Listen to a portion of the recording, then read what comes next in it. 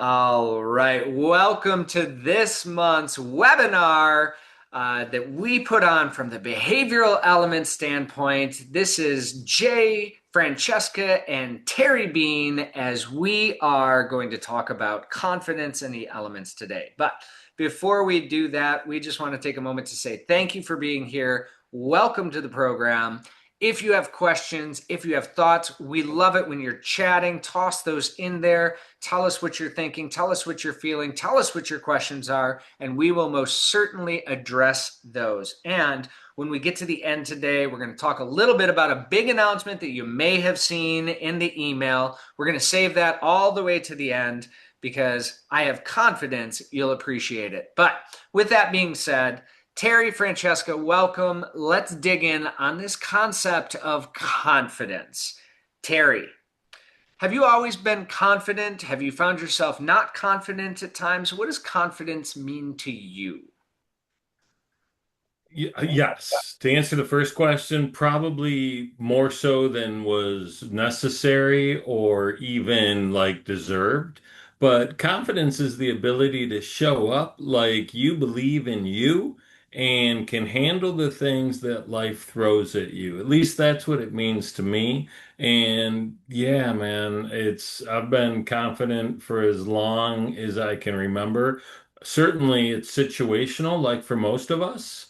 But in things, especially where I'm comfortable, good Lord. When you asked what the confidence level is on a scale of 1 to 10, my initial answer was 74. I love it. All right, so we've got confident.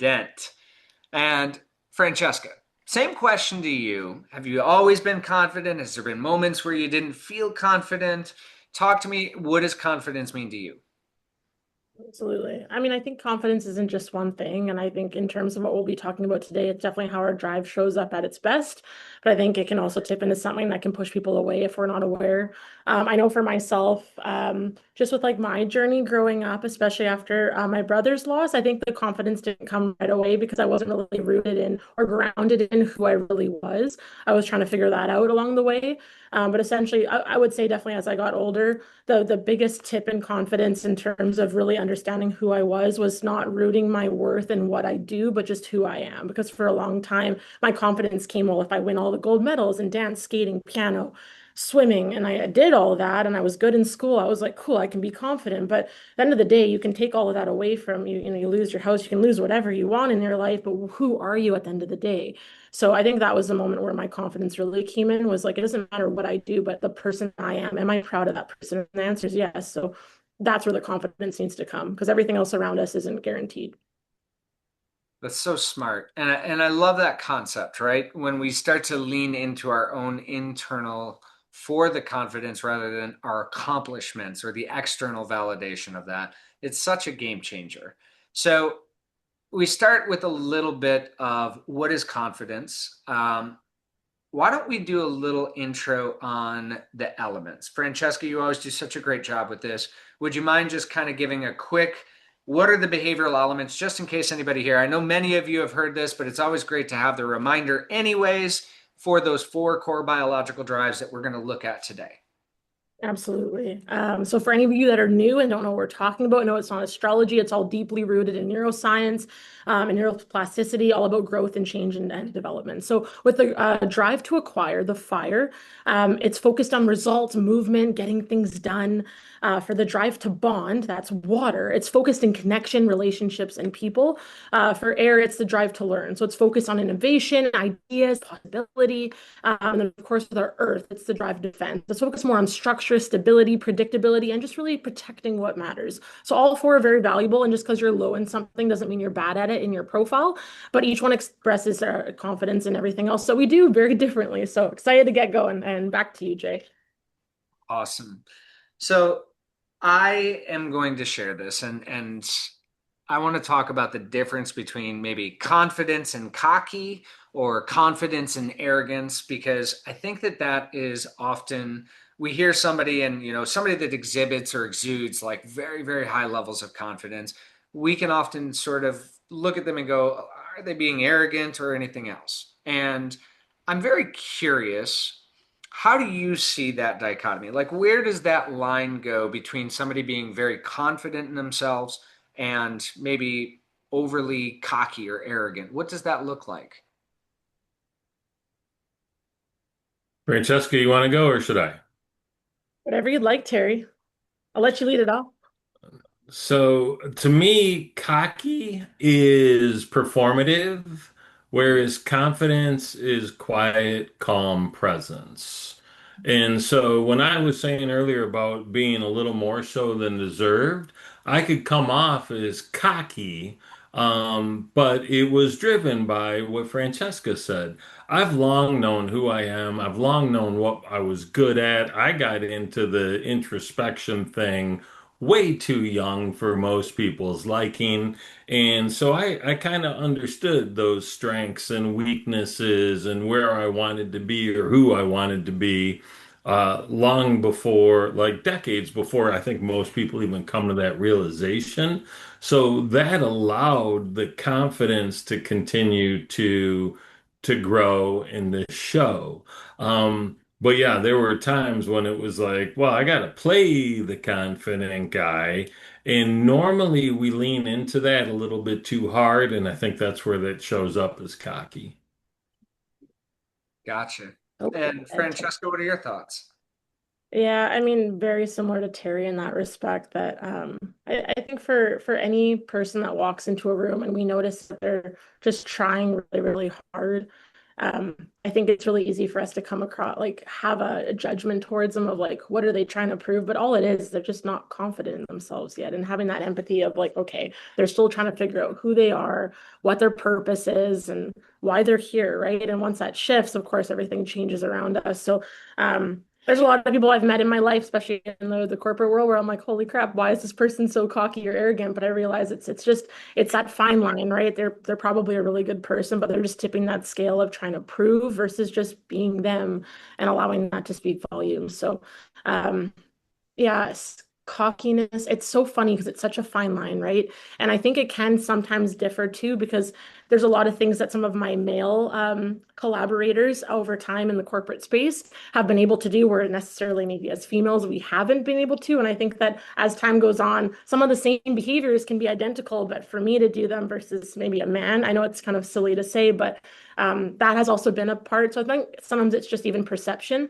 And just sometimes like the comfortability with someone to, well, as you get to know someone over time, some of the same behaviors can that may appear cocky to someone who doesn't know you. Once they get to know you, they're like, oh, that's not what that person's intention is. They're just confident in who they are and they speak blatantly and they're comfortable to say whatever's at the top of their mind with no malintent at all.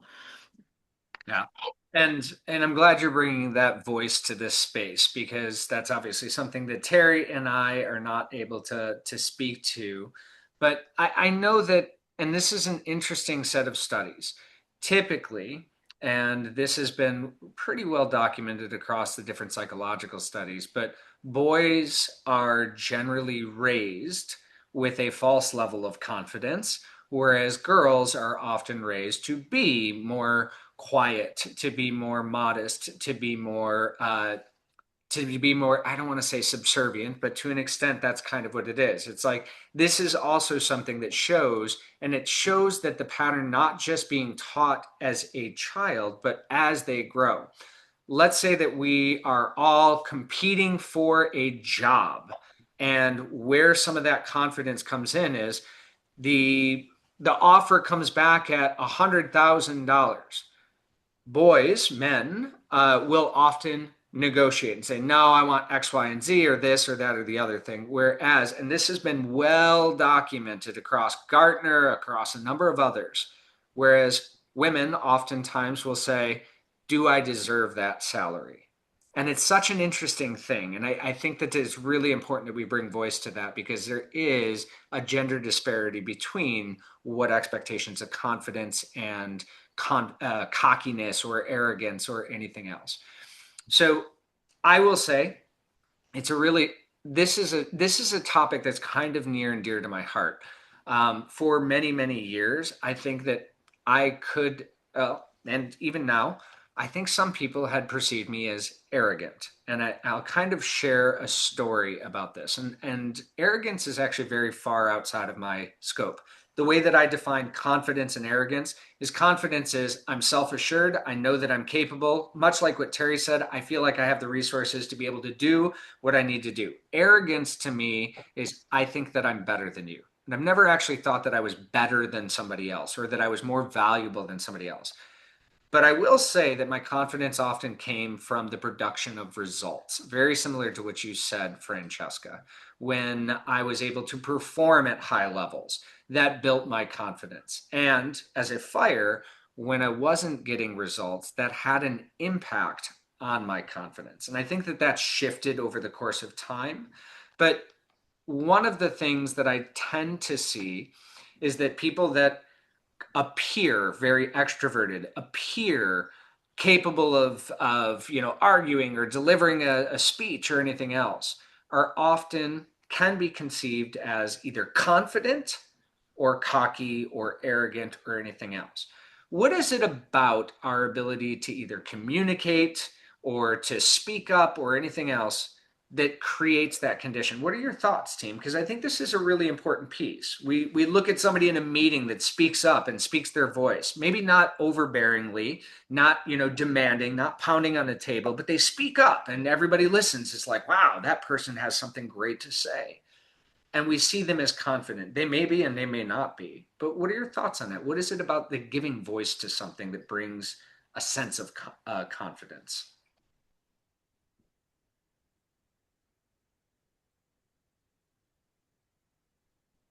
I see I there's. don't think it's so much the person doing the speaking that brings it up as much as it is the fear from other people.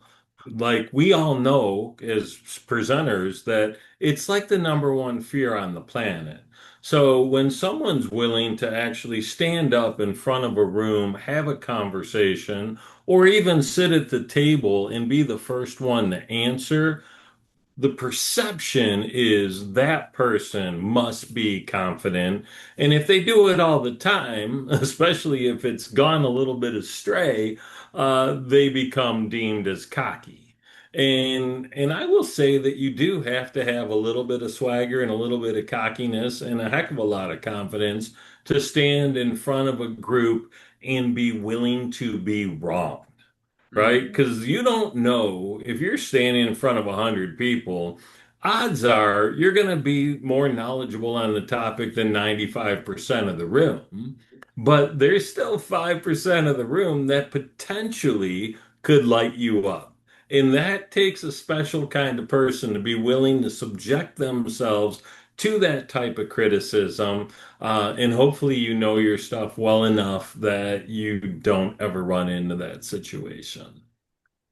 I love that, Terry. And, at the end of the day, and this was something that I would say early in my speaking career, I had a difficulty with. And as I moved forward, it was just like somebody in the crowd might say something and be like, have you read this study that does X, Y, and Z? And at the beginning of my career, I felt like that was like a shameful thing. I was like, oh my gosh, I haven't read that study. What do I do? What do I say? And like that fear of like, they're not going to take me seriously. But to the extent of going, you know what?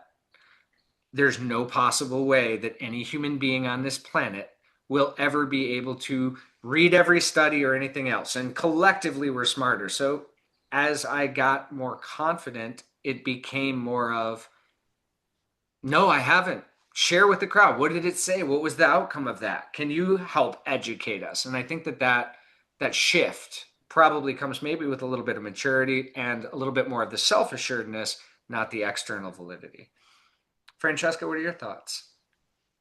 It's an interesting one, right? Because I think to some degree, I've met a lot of people that are really great speakers, but then you talk to them and they're just like, oh gosh, like I really don't enjoy it, which is fascinating. But I still think, like Terry said, whether or not that's a comfortability, you can still, have the willingness to step out of your comfort zone, but not have the confidence doing it. But I still think there's some level of confidence to be able to go up there and to some degree be judged by whoever, because we're not going to make everyone happy. And my biggest rule of thumb when I get up on a stage is I just want to resonate with one person. If one person in the room comes to some realization afterwards and goes, you know what, I needed that message today. I'm like, perfect. That's all I hope for. But I think it's like I think everything that we do in life, if it's rooted in expectation, it just tarnishes everything. We know this with friendships, we know this with relationships, with family. I've fallen into this trap many of times, especially when it comes to family or speaking. Gosh, we have expectations of this, that, the other. If we can let go of all that crap, quite frankly, that's where the power comes in because um, I've had certain points in my journey where getting up on stage, and no matter how many people, I was like, yeah, let's do this. I'll tell you, in the last maybe year, I really wasn't feeling myself. And getting up on stage, I really felt the nerves come to me. And I was like, well, this is new. And my greatest lesson in those moments of what made me get up on stage and still do the speech was just going, one person needs to hear this today. That's it. And I don't need to resonate with every person. Of course, people are going to resonate, but you just can't control that. And getting rid of those expectations is huge. How about you, Jay? What are your thoughts? Yeah, I love that. And I love the quote that Terry just tossed in there. Expectation attachment is the root of all suffering, according to Buddha. And it's so fascinating that I think, and maybe I'll share this. It was really fascinating to me. One of my dear friends, Justin Woodsky, for those of you that know who I'm talking about, he was one of the presidents of the JCI USA. We were rooming together a long, long time ago at a retreat in the mountains. It was like this mountain retreat. We got put together. We were both on the executive team. This is more than a decade ago. And it was when Justin and I became friends. It was, we got room together because these are all cabins and we have a great time. We are like staying up, talking to each other late at night. We're laughing. We're having a great time. Become very, very, very good friends at this point. At the end of the weekend, Justin was bold enough to say, "Jay, I'm really glad that we got to, that we got connected and got to share a room together." I was like, "Yeah, me too, Justin. This was a great weekend." He was like, "Yeah, before this, I thought you were an," and I was like, "What?" He's like, "Yeah, I thought you were just this arrogant," and I was like, "Help me understand. Like, what was it that he was just like? Well, when you're in a meeting, you can dominate the conversation, and you can do this, and you speak really passionately, and everything else." And I realized in that moment that as an advocator or as an orator, there's an expectation that that person is just dialed in. There was plenty of times that I was arguing for something or advocating for something that inside I was experiencing some kind of like, ugh, what if I lose this? I don't know if this is going to go over well. I don't think this is going to work. I'm trying to do this at my absolute best. Those thoughts were occurring inside of me, and I think everybody can probably understand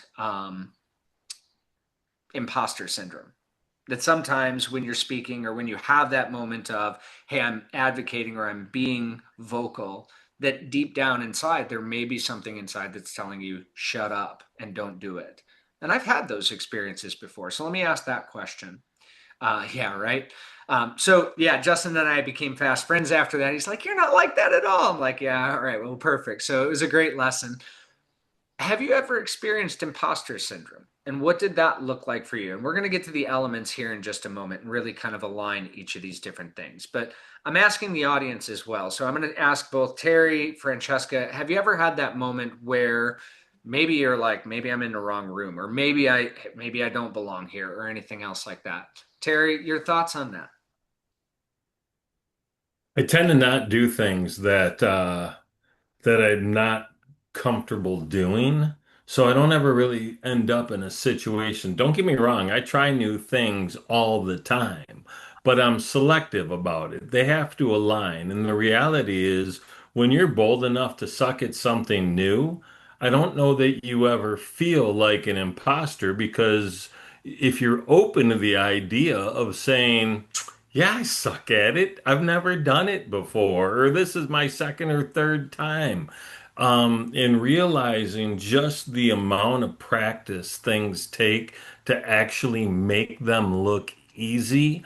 And I think that's the challenge that we have, especially in a social media driven world where we're comparing ourselves to everybody else's highlight reel, right? We don't see enough people getting up at the driving range and just shanking every shot to the right or driving them straight into the dirt. Everybody's got the 300-yard drive that arcs nicely and lands like a feather. I want to see the 10,000 balls before that. That would be intriguing to me. So the imposter syndrome's real, don't get me wrong, and I appreciate that it exists. But if you look at it from the beginner's mind and be open to that as your reality, I think it limits the amount of imposter syndrome we actually begin to feel. Just own where you are. That's, I think, the secret. That's smart. I love that. Francesca, what are your thoughts? Yeah, absolutely. I think when it comes to like going in the wrong, being in the wrong rooms, or you kind of feel like that imposter syndrome. I mean, we can feel that for many reasons. I'm sure we've all had those moments where we walk into somewhere and we're like, these aren't my people. And that's okay. It's there to teach us something. And then, to Terry's point about kind of getting ourselves out of our comfort zone, I try to as best as I can, especially when I lived in Western Canada. If I could get into a room or a conference or a space where every single person in that room was like, just I aspired to be like how they say like you can stay a big fish in a small pond, or like I want to be in a really really big pond where I don't know anyone and I can learn from as many people as I can. And sure, we might feel like an imposter in that space, but how are we supposed to better ourselves if we claim like, hey, I'm the smartest person in the room? That's not going to work, right? So I try to expand myself as much as I can in that way. But I think when it comes to imposter syndrome, when I started in, a luxury development real estate over a decade ago, I was like, I don't know, 19 years old. And talk about imposter syndrome when you have all these 40, 50-year-old powerful men that dominate the space. And why should they listen to 20-year-old Francesca? There's no reason to. The only thing I could do was make sure that I was grounded in as much knowledge and insight as I possibly could and know my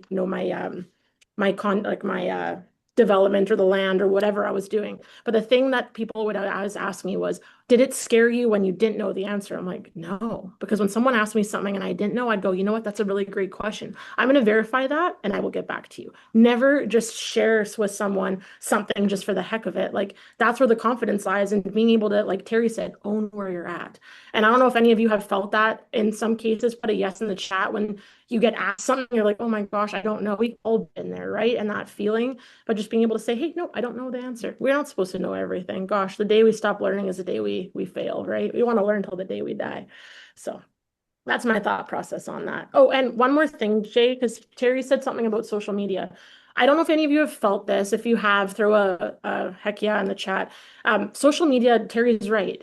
I think that we're getting a little bit more real and raw on social media, but for a long time, people would meet me in person a month or two after following me on Instagram, and they're like, you're really down to earth and nice. I'm like, yeah, what made you not think that? But people just see, like Terry said, your highlight reel. They just assume, oh, you're polished all the time, you're this, you're that. But that's not who we are as human beings. We're multidimensional. We have our bad days. We have days where we're sad. And the more that we're able to bring that relatability forward, that's also where our confidence can build. So back to you, Jay.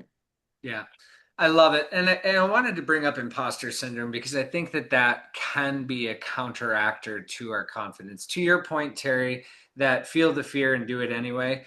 That's kind of been one of my mottos my entire life. And the reality is I don't think I experience fear exactly the same way that other people do, just on a host of different neurobiological levels. The thing that's interesting to me, though, is where I would start to feel some level of imposter syndrome, and probably where I felt it the most. And I've shared this story. You've heard it.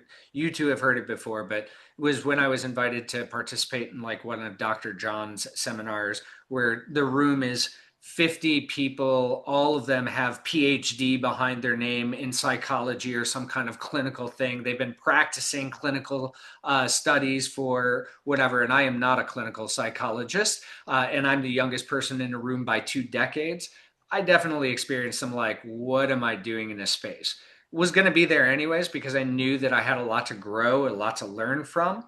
But I will say that it generated some level of behavior of where I'm like, okay, how can I add value to this space? And I noticed that, and like looking back on that now, I think to myself, like, was that positive to think, how can I add value to this space? Or was that something of me trying to assuage an ego or to assuage a, sort of that fear of I don't belong here?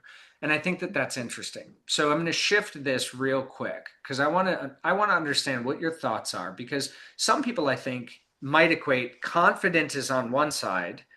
Is it really fear that's on the other side? Or is it something else? Is that the dichotomy, right? And then we can look at courage over comfort or courage over, fear, or is it confidence over fear? And what are your thoughts on that? I know, thought provoking on this one, huh? I love that question. And before I jump in, I wanna point out what you said and why it helps minimize the imposter syndrome or any negative feeling. When we go in with your exact scenario, I'm speaking to a bunch of people that are way smarter than I am, that I probably have no business actually speaking to.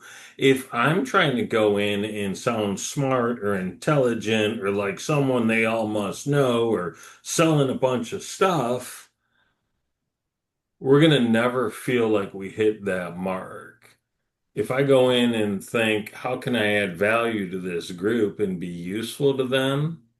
That changes the bar that we're trying to achieve, which allows us to actually hit that bar. So I think that's a really good frame for sure. The confidence versus fear.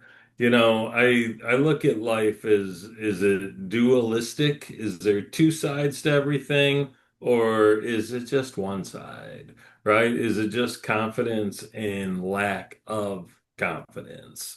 And so if I had to think about it from the duality perspective, I think fear is a pretty good guess, right? Because if we're confident, we kind of show up and shine. If we're fearful, we retract and shrink.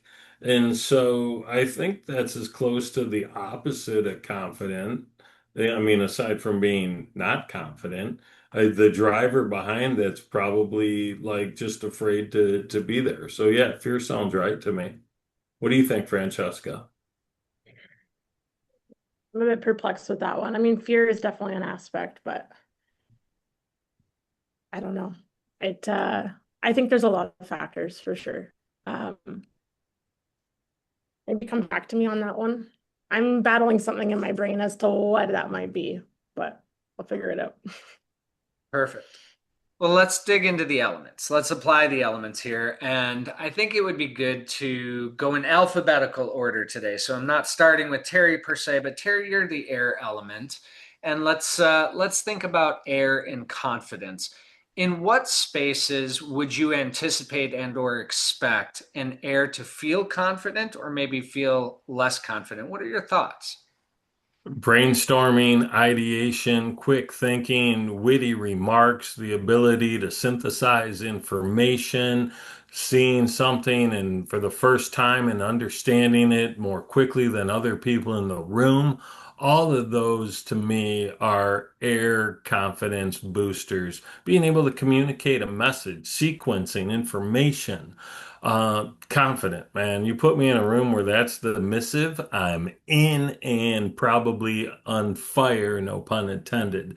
You want me to build structure. You want me to come in and be detail oriented. You want me to sort through a whole mess of stuff and really try and put it together in a process that's going to make sense for somebody else.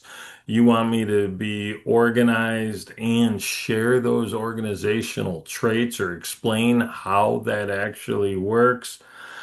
F me. I have no construct or concept for any of it. And it's fascinating. And I'll end with this. That last part about no construct for any of it was like a 3 year ago, Terry. Today, I actually have a framework to be able to think through it and explain it in a way that might mean something to someone else, all thanks to behavior elements. It's awesome. I love that. Well, and Francesca, do you have anything that you want to add to the air on that? Because I'm going to get into the structure obviously next with Earth, but anything that I think that was, I mean, spoken by a true high air. I'm gonna leave it as a mic drop from Terry. I love it. Well And said. I think that's solid. And the funny thing is air is my secondary, as most people know. I love what you said is exactly the space. When it does come to structure, I have in the past have either rejected it, resisted it, pushed against it, but have learned to love and be owned and regulated by it. So let's talk a little bit about the earth. They're obviously going to be more confident in a space where there's clarity, where there's structure, where there's systems, where there's processes, when we have empirical evidence. The lack of confidence might become in excessive change or when change is happening just for change's sake. Um, the joke sometimes when we're facilitating this is Earth loses confidence when air's in charge. So no offense, Terry, or to my secondary there either, right? But when there's when there's a disruption in the system, when there's something that is not predictable, right? And that makes a lot of sense because what is the earth? It's process systems and focus in order to be able to predict it, because if we can predict it, we can survive it. So that confidence is generally lost when there's violations against the systems. Now, those could be people violations. Somebody's violating the rules. Somebody is, going outside of the scope of policy or anything else. But it can also be system violations too, i.e., the system's collapsed or there's a gap in the system. There wasn't a rule, there wasn't a system or a structure in place. Thoughts I on? want to take a Yeah. moment and point out that I have seen the inner workings of your Dropbox where all the information and content that you have created is stored, and the structure and the branching and the logic behind it is so systematic that it's a great time to remind everyone. Just because you're low in an element doesn't mean you're bad at it. It just sucks a little more energy from you. Francesca and I have both written two books. If you look at our chart, Earth is the lowest for both of us as well. Again, it doesn't mean you can't do something. In fact, sometimes if you're low in an element, you probably lean into it a little bit harder to get through it and put more emphasis on it. Well, and it's funny, and thank you for that. I appreciate the nod to the structure. Methodologically, I can be very, very earth. I can really lean into earth. It exhausts me sometimes, but here's my hack, and this is for anybody else that maybe has a low element and a different high element. So mine is the earth is the lowest. The reason that I have those structures is so I can get to things faster because I hate waiting. So I put my fire brain to work to say, how can I structure this where it's boom, boom, boom, boom, and I can find it immediately, deploy it when I have to, deploy it under stress, deploy it under this. So those structures are literally so I can be fast, I can be efficient, and I can win. And when I think about the task of organizing, to be something that's more aligned with my top level element, it does give me a little bit of energy to do it, or at least sustain it for a short amount of time. Yeah, exactly. Yep. Francesca, and I did see in the chat you've reflected on that question. Do you have any comments on Earth? And then answer that question before we dig into fire and water. Perfect. Do you want me to the one that I reflected on? Yeah. So you want me to okay, perfect. I was thinking about the opposite of confidence, and I was like, okay, like going into the insecurity and all that different stuff. And I think the word I want to use is self-protection, because when we don't feel grounded, we don't show up as our true selves. And of course, when we show up as a version of us that we're trying to control how we're perceived, that's where the confidence turns into overcompensation, avoidance, or disconnection to some degree. So I don't know. That's my thought process. I feel like we really lose people when our confidence turns into protection instead of connection. So that would be my answer to that because I was thinking about it and that would be mine. But yeah, are we going to the next element or were you wanting me to answer on the earth? I Because love I'm it. the same as Jay. I use my earth to win, plain and simple. Well, and I'm going to lean into you first for the fire since you are a high fire, but I do want to comment on Mandy's comment in the chat. Use your lows to support your highs. I love that, right? So the earth does drive a lot of success, but we also use you can go both directions. I use my highs in order to lean into the things that I'm very low at. So that is a two-way street, but it's that awareness of those different pathways that I can say I can gather some motivation from my fire element and actually do these earth tasks, and it's going to help me win later. And I can look and say these low earth tasks, the lower element for me, are going to be something that helps me innovate new things or manage new situations or drive the results across. So love that, Mandy. All right, let's dig into fire. Fire and confidence. Francesca, fire away. I love it, no pun intended. Badoosh. Fire confidence is very decisive. It's very action oriented, very results driven. I would say at its best, fire, when it has the confidence, brings clarity, direction, momentum. I mean, their strengths are it takes initiative, makes decisions super quickly, drives outcome. I think that when can become a little overbearing, though, is when it kind of dominates conversations or moves too fast for others around them, especially on a team, or focuses only on results and not people. So definitely what to watch for if you are higher fire or you're working with someone that has higher fire and maybe lower water. Your confidence can start to feel like pressure to others. So how to stay grounded, just to slow down, to bring others with you, ask for input before moving forward, acknowledging effort, not just the outcomes. And I think too, just like some language shifts can help here. Like, here's where we're going. What are your thoughts on this before we get, before we start, before we move? And that way, the people around us or on the team specifically really do feel like you're bringing them along for the journey. You're not just chasing off to the sunset, trying to get to the win. So that would be my perception of fire with confidence. Love it. I can say as a fire, one of the things that probably messes, and I'll share this because it's related to behavioral elements as well. When designing the method for this, for the actual assessment, it was 2 years, 2 years before we got there. Now, I am not patient. There was plenty of times during that where things just, it didn't work. It was missing this, it was missing that. And I will say that closer to that, like before the eureka moment where it finally everything kind of fell into place and all of the science ended up checking out, there was places where I started to lose confidence that it was possible. Because for anybody that knows me, the dogged level of determination I have when I put my mind to something is like, I am going to, it doesn't matter what mountain is in front of me, I'm going through it, whatever it is, I will get to the other side of this. And I was afraid that I had gotten to the other side and it wasn't there.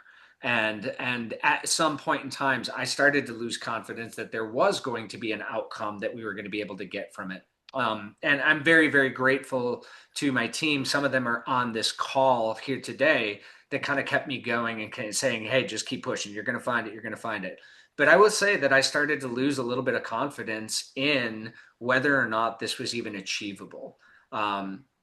As a fire, when we're not getting to the results that we're looking for, that can have an impact on, all right, now what happens in that space is not so much that the fire just quits, it puts its energy into something else. So it just says, yeah, this isn't working, done. I'm going to go and bang my head against a different wall. And that's kind of where I was pretty close to doing. Had it not been for some of the waters on our team or some of the earth on our team that restructured and kind of refocused. So that is maybe what fire lack of confidence can look like. Any thoughts on that, Terry, Francesca? Francesca, bring your fire to that conversation, girl.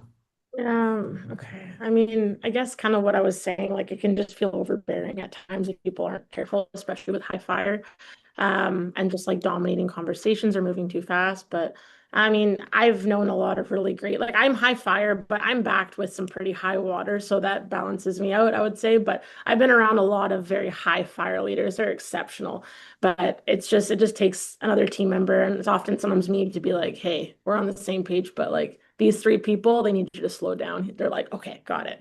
Sometimes we just need our team to, kind of keep us grounded, right? So the intention is good. Every element, their intentions are good, but of course, it's just perception, right?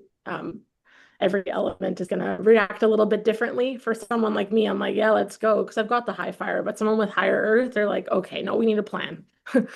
Please slow down, right? So just being mindful of that. So let's talk about water and confidence. And I'm going to turn it over. Terry, why don't you start us off here and then we'll kick over to Francesca. But Water and confidence. What are your thoughts? How does that show up? And where do you think that they can grow and leverage? I think water's confident when they're in service of other people. I think that's their absolute jam. And when whether they're meeting new people or hanging out with folks they've known for a long time, when they feel part of a tribe, or get the opportunity to invite new folks into it and bring out not necessarily new ideas, but new understanding, right? I was somebody posted on an announcement I made the other day that said, I've known you for 20 years, and one of the lessons that landed so deeply for me is you said, oh, I'm way more interested in other people before I try and be interesting to them. And that is about as watery of a statement as you can get, right? So we just put the emphasis on what others are doing as opposed to what we're doing. And I use that as my secret weapon to have people think you're a great conversationalist. You want to be a great conversationalist? Talk about them. Don't worry about you. And they're going to walk away going, "Wow, this guy is amazing." And you didn't say a ding dang thing. It's really cool. And so I think that whole effort and energy towards others matters. I think the gotchas is what happens when we forget to put our needs on the list. I'm not saying first or at the top or near the top, just put it on the list. I ran networking groups for decades, and the best networkers I ever met, most of them were broke as a joke. They were given referrals left and right, but they never explained to anyone properly what a good referral is for them. Or when someone would say, hey, how can I help you? I'm good. Don't worry about it. I got this. They would never insert themselves in a meaningful way into the conversation. And turns out people can't help you until you tell them how. So put yourself on the list, watery people, said the guy whose second element is water. Love Terry. Francesca, your thoughts. Absolutely. And just to Terry's point, I think that's such a great reminder, Terry, because, even for myself and my secondary is water, but most of the people, especially in the last couple years of my life, I know where their daughters go to school, who their best friend is, and what their mom's name is, and what, all the different things. They don't really know much about me. I don't really take a lot of time to share about myself, but I want to ask a lot of questions. I want to be interested in what's important to them. And it might be 20 years, they might not know much about me, but I really don't care. I'm like, if I can be a good friend and show up for them and get to know them, exactly. I think that's definitely, like Terry said, water. They're in their element. No pun intended, being in service to others, being there for others. And I mean, they're relational, supportive, emotionally aware, any of the waters that are in the room. I think at their best, they create a lot of trust, safety, and connection. They build really strong relationships. They make people feel really seen and heard. And I think the best place for me is specifically my water, like where I feel really connected to people, is when I also feel seen and heard. And just that psychological safety is there where I feel like, wow, the person actually cares about how I am and they actually asked, that type of aspect. But of course, I mean, like any element, waters can become a little overbearing when we over accommodate. That's something that we can kind of overcompensate. And like Terry said, pour into every single person's cup, but then of course not pour into our own. And then we feel burnt out. We feel all the different things, isolation and resentment. Waters can avoid some hard conversations sometimes. That might be where my fire kicks in, that I'm like, hey, we have to have the hard conversation. And then the other one I would say with waters, we can seek approval too much. So that's something that we have to be really mindful of, is like, where's our confidence coming from? Is it from the validation of others or from the knowing of ourselves? And that's the biggest difference between the two. If we can really be mindful of that and just really have that confidence in us and not what every single person thinks of us. So I'm a recovering people pleaser, grew up in an environment in childhood where it's like, hey, you got to make sure your parents and everyone around you are happy. So really getting close to that knowing of, am I happy and am I doing what I want to do? So yeah, if you're a water, confidence can turn into self-sacrifice very quickly. So fill your own cup and be happy, and everything else kind of falls into place. What do you think, Jay? I love that. And I was going to comment on the fact of I think water is probably the most confident when they have the safety and the connection and the support of the team. So when the people that are surrounding them are elevating them or empowering them, that's where we really see the confidence level shine in them to be able to take chances. I want to comment also on Jennifer's chat. I strongly dislike talking about myself, so I'm very happy to hear this. And Jennifer, you're not alone in that. A lot of people have difficulty in sort of talking about themselves, talking about their successes or how they were able to do something positive. And, you know, there's this sort of fine balance of modesty, humility, and, you know, we'll call it even ego, to the overconfidence, to the cocky, like we've already discussed and explored, to that confident of being able to say, what am I able to do? And I want you to think about it this way. And I think this is really important because it is being able to talk about what our successes are, what values we have brought, having the confidence to be able to speak that boldly is important for things like your promotions, your being visible to a leadership team, your ability to capture new clients or contacts, right? So when we see how all of those things, it really does become essential for us to be able to speak about ourselves. And I think that one of the things, and Francesca had actually shared this with me uh, as it related to me trying to complete my book, is every time that I would start writing my book, it would be one of those things of like, why would somebody be interested in this? Nobody's going to actually listen to this part of it or anything else like that. Or why would this matter? And one of the things that she said that I thought was really wise, and maybe you can comment on this too, is that the perspective that you carry is the value proposition. And the reason is because it's unique. It's yours. It's something that nobody else has. And when you actually start thinking about that of, yeah, sure, we all sometimes share an idea or sometimes share an experience or a memory or anything else. But even in those memories, the way that it appears for you is very different, even from the same people that had the same experience. You can see this in eyewitness testimony where it's very well documented that 4 people saw the same thing and saw something completely different, right? Each of us has a unique experience. Your brain is unique. You're just like your fingerprint. And that perspective is valuable. That's something that I've learned over the course of time of studying people is everyone has something really cool and unique to share if you stop and listen to it. So that also applies of if you take the moment to speak it out, you might be really surprised how interesting other people might find your perspective, your value. And if they don't, then don't stress it. That's just not the right circle to be talking in. And maybe it's time to find a new circle. And that's really something that I think is important. So let's talk real quick because I want to save the last couple of minutes here to just quickly and briefly discuss our announcement. I'm going to go to Francesca and Terry here. How can we build our confidence? How can we elevate that? Because we all want to have that confidence, whether it's, you know, in a meeting or giving a presentation or anything else. And we'll talk specifics in some other ones, but let's talk specifically. How do we build that sort of internal locus of confidence? Terry, why don't you lead us off here? 1, decide. Decide you're confident. Number 2, stop telling yourself you're not confident. Number 3, anytime the idea of not being confident shows up, pull out your little scalpel and surgically remove that crap from your head and flop it across the floor. Right? And then actually do the work, right? Because repetition leads to mastery. And so the idea that you're going to be super confident in that thing you're doing for the first or third time is a little bit ridiculous. But you have to actually start, and it really starts with your decision point. Mhm. Love that. And Francesca, I do see your comment in the chat now. I'll get back to that when I share mine, but go ahead and say what you were going to say. Yeah, I think the biggest thing would be figure out what your purpose is. Because every day that we wake up, if we really tune into the fact that like we have this one day, this is it. This is all we have guaranteed.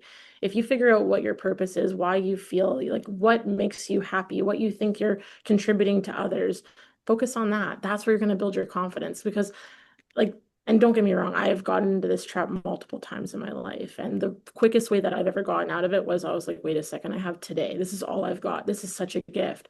and really stepping into that, because I would be so disappointed to look back on my life as my 90-year-old self and go, how many days did I waste wondering and worrying about what these people that really I don't know what value this is of what they thought of me or what their perception was or any of this crap. Like just when you wake up in the morning and go, what do I want to do today? Who do I want to make smile? Focus on that. Build your confidence in the person that you are. So that way, if the job goes away tomorrow, the house, the relationship, whatever it is, you are still left with you. And no matter how fast we try to run, we're only going to be running from ourselves at the end of the day. So be comfortable with who you are when you look in the mirror, and that's your confidence. That's all we got. I love that. So we've got from Terry sort of put yourself into the mentality and see yourself as your best self and that confident and believe in yourself. That's a huge piece. Francesca, the purpose. I'm going to give you a little bit of the somatic side of things. And when we start to feel unconfident, a couple of things that you can do to actually reset. 3 big deep breaths with the exhale being longer than the inhale. Because when we start to lose the confidence, what's happening is our limbic system is kicking in and saying, danger, fear. What are we afraid of? Not fitting in, not being enough, not being good enough.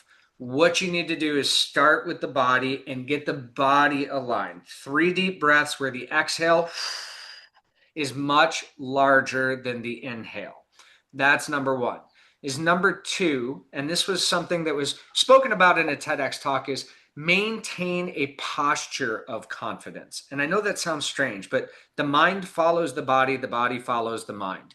And one of the things that we can do is when we are starting to feel, this is actually something from our survival as well.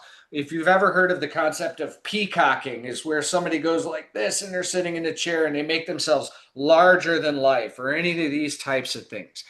What you're actually doing is you're sending a signal up your vagus nerve from your body all the way to the brain that's saying everything's safe. You're not going to be running from the lion when you're in this position or when you're in this. I'm not saying do the big stretch out, but maintain a body posture of confidence. It helps. The last piece that I'm going to say is wherever your confidence lies. So I have a confidence in my ability to be adaptable. This is one of the things that we teach in the growth mindset. I am adaptable. Every single one of you are adaptable. You've a global pandemic, recessions, wars, all of these different conflicts, socio-political strife, changes of job, changes of relationship, you're still here. If you've been able to navigate that, whatever's coming your way, you're going to be able to navigate that too. And believing that adaptability piece is a powerful way for us to become more confident. So hopefully those help. All right. I love that, Terry. I want to take just a moment here. And some of you that are on our email chain as we're kind of rounding this out has seen, I want to take a moment to congratulate Terry Bean as the CEO of Behavioral Elements. Now, for those of you that did not know that, yes, Terry is our new CEO. Francesca has stepped into the role of our Chief Business Development and Growth Officer, and I am getting to take the awesome role of Research Officer. Yes, I get to focus on what I love, the research, the design, the development, and we have a few others that are on the team. Some of them are here with us today, but they tend to stay behind the camera. That's okay too. We need every single one of those minds and efforts and energies going there. So this has been an incredible transition. I want to give Terry and Francesca just a moment to comment on that. I'll go to Francesca first, then to Terry. But I wanted to make sure that everybody knows that one of the powerful things that's going to happen because of this is the growth and development of our behavioral elements programs. Where you can come in is reach out to us, connect with us, tell us what do you need, what trainings, what programs, what would help you to be more successful in behaving intelligently. Francesca, we got a short amount of time. I'm turning it over to you for any short comments here, and then we'll let Terry finish us off today as our CEO and leader. I love it. Simply put, I am honored to be here and work with these 2 incredible gentlemen.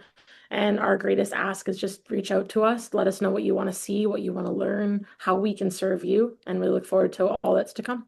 Off to you, Terry. If I ever felt like an imposter, it would be hanging out with these two. They're both brilliant and caring and so grounded in what they do. It's an amazing opportunity to join them and to grow this. And for the rest of you, one of the things that we're really looking for is folks that want to help implement this behavioral elements operating system into companies to join our guide program. So, to Francesca's point, if you have questions about that, please ask. You are cordially invited to join us. So, thank you to all of you for being so awesome, and I'm glad to be here. Thank you. Awesome. So I will finish this off by saying thank you, audience, for joining us this month. Hopefully, it's helped raise your confidence, both from the body, from the purpose, and from the mind. We are always excited to have these conversations. We will continue our webinars into the future. So all of you have a beautiful Memorial Day holiday, if that's what you're celebrating, long weekend. And until next time, be safe, be healthy, be well, and take care, team. I